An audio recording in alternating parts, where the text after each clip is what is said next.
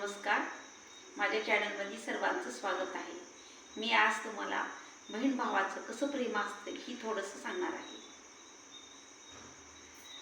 एक वेळेस काय झालं तर असणारं कसं बळीराम दादा आणि सुमित्रा ही तिघजण असणारे बहीण भाऊ होती. आणि एकच बहीण असल्यामुळं खूप प्रेम करायची, खूप मया करायची तिच्यावर. म्हणून ती हट्ट पुरवायची तिचा, सुभेद्रेचा. आणि मग तिचं लग्न झालेलं असते. आणि मग तिने असणारी सासरी गेली. आणि हस्तिनापूरला गेल्यानंतर कृष्ण भगवान एके दिवशी भेटण्यासाठी गेल्यानंतर मग काय झालं, आणि गेल्यानंतर पंच आरती घेऊन कोण आलं तर द्रुपदी आली. आणि पंच आरती करून द्रुपदीनं ओवाळलं देवाला. आणि मग राजभवनामध्ये घेऊन गेल्यानंतर सुमित्रा बोलण्यास गेली. मग का सुमित्रेला असं विचारलं, तू का बोलत नाहीस, मला काय झाले? तर त्यावेळेस म्हणू लागली, दादा तू माझा भाऊ आहेस का द्रुपदीचा भाऊ आहेस हे तर मला सांग. सारखं तू द्रुपदी द्रुपदी म्हणतोस. माझ्यावर तुझं किती प्रेम होतं लग्नाच्या अगोदर, तू आता माझ्यावर प्रेमच करत नाहीस. सारखं तुला द्रुपदीचीच आठवण येते आहे. आणि द्रुपदीलाच तू कामं सांगतोस, तिच्याच हाताने भोजन करतोस, तीच तुला आवडते, ती तुझी बहीण आहे असं बोलल्यानंतर देवाने विचार केले. म्हणजे आता हिच्या मनामध्ये राग आहे, आता ही राग कसा काढावा ही देव विचार करू लागली मनामध्ये. आणि मग असणारं काय केले तर बागेमध्ये फिरण्यासाठी गेले. सगळेजण असणारे बागेमध्ये फिरू लागले. ही फळ तोड, ते फळ तोड, ह्या फुलांचा सुवास घे, त्या फुलांकडे जा. असं करत करत गेल्यानंतर देवाने मनामध्ये विचार केला, आता सुमित्रेला राग आलाय, ती राग बाहेर काढू. म्हणून एक तलवार घेतली, थोडंसं असणारं करगणीला हाणल्याबरोबर तिथं रक्त येऊ लागलं, धार लागली रक्तांची. आणि मग सगळे पळत पळत पळत पळत काय केले तर आधी सुभेद्रेकडे गेले. तिला हाका मारलेली, सुभेद्रा सुभेद्रा सुभेद्रा तू कुठं आहेस, आणि मला लागले आणि लवकर ये. मग सुमित्रा असणारी आली. आल्यानंतर तिनं काय केलं, बघितलं रक्त गळू लागले. आणि सांगितली, एक चिंदी मला बोट बांधासाठी दे.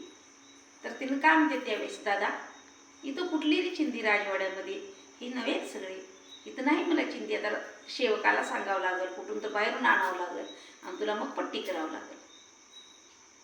असं म्हणल्यानंतर देवाने मनामध्ये विचार केले, थोडासा हसू आलं देवाला. सध्या म्हणले माझी प्रेम करतो मी, माझी बहीण आहे पाठीची. आणि आता काय करावं म्हणले, हिच्या मनामधला राग काढण्यासाठी मी स्वतः असणार करगणीला कापून घेतलं, रक्त गळतंय माझं. मग तेच असणार उठले आणि द्रुपदीकडे गेले. द्रुपदी मला थोडंसं लागले ग, आणि बांधण्यासाठी काय कर, मला एक चिंदी दे. म्हणल्याबरोबर द्रुपदीने लगेच असणारा आपला पाठ असणारा सुंदर अशी साडी होती, त्या ठिकाणची घातलेली मौल्यवान होती. किती तर असणारी वर असणारे सुंदर असणारे मोरपिशे काढलेले होते. आणि असा पाठवणीच त्याची होती, पैठणी घातलेली होती, किती तर मोलाची होती, लाख मोलाची. पण तिनं न विचार करता टर मन अशी फाडली आणि लगेच असणारं कृष्ण भगवंताच्या बोटाला बांधली. एक चिंदी द्यावी बोट बांधायसी असं म्हणून देवा त्या ठिकाणी विचार केले. अरे बापरे म्हणले, आता म्हणले सख्खी बहीण जवळची आहे का मांडलेली बहीण जवळची आहे, ही सुभेद्रेला दाखवून दिलं देवाने. मग मांडलेली सुद्धा बहीण असते बरं का, खूप प्रेम करत असते.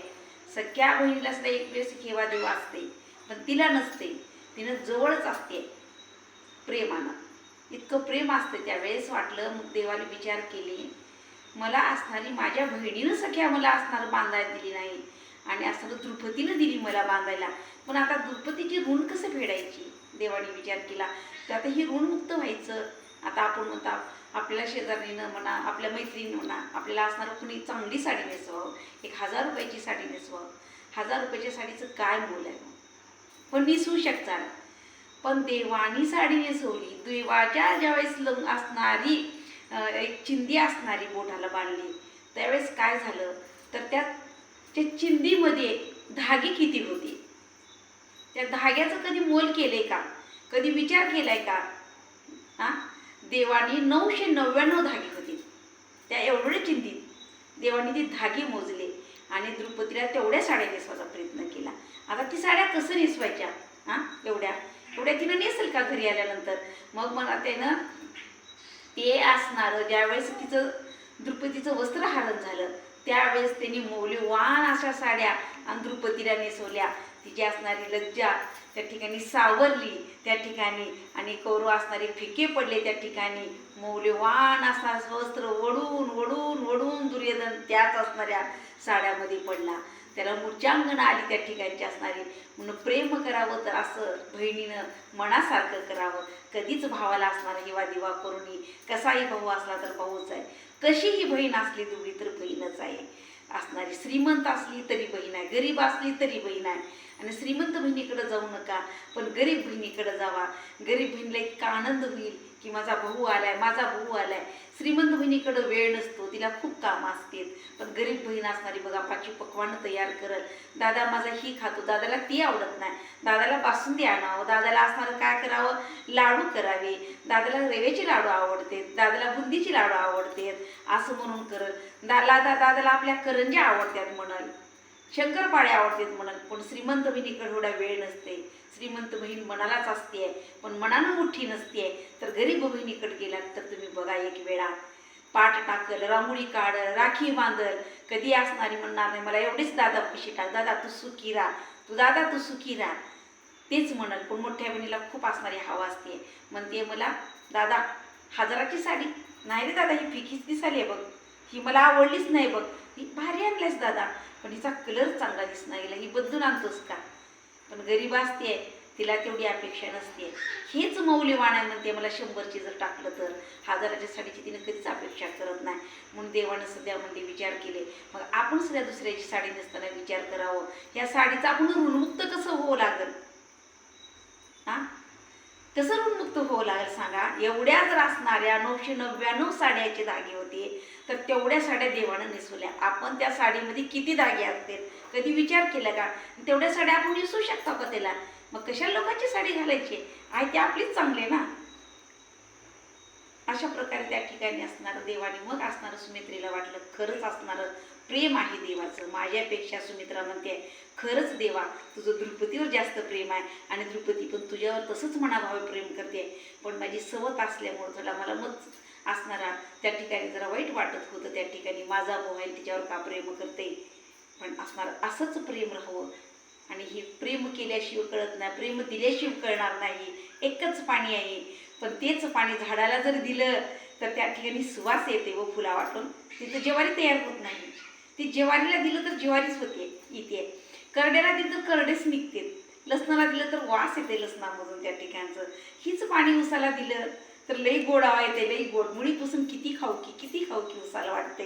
तीच पाणी मिरच्याला दिलं तर त्या ठिकाणी काय होते, मिरच्या असण्या त्याचा कधी गेला का तिखटपणा, ती कधी गोड होऊ शकते का.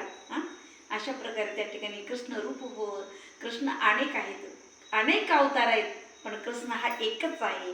जसा सूर्य असणारा आकाशामध्ये एकच टिंब उगवते आणि सगळ्या जगाला प्रकाशित करते, तसं हा परमेश्वर सर्वाच्या ठिकाणी अंतर्ग्रामी असणारा सगळ्यांच्या आत्म्यामध्ये हा परमेश्वर विराजमान आहे. म्हणून सदा असणारं रामकृष्ण हरी, श्रीकृष्ण गोविंद हरी मुरारी म्हणावं. वाचेती सदा जपादी नाम परितत्व राहिली अनंता, वायकांत पंथा जाशी लक्ष्मी. तुझं नामस्मरण घेतल्यास तर सगळे असणारे प्राणी तरुण जातील. जसा सूर्योदय झाल्यावर सगळ्याला प्रकाश पडतो, तसंच असणारं नामस्मरण आपल्या आत्म्यामध्ये केल्यानंतर आपल्याला प्रकाश त्या ठिकाणी निर्माण होतो. आपली आत्मज्योत त्यातली साथ देते त्या ठिकाणी. आणि जय श्रीकृष्ण, जय श्रीकृष्ण, राधेश्याम राधेश्याम. सतत नामस्मरण करत राहावं एवढीच असणारी मी तुम्हाला आणि आजची माहिती सांगणार आहे.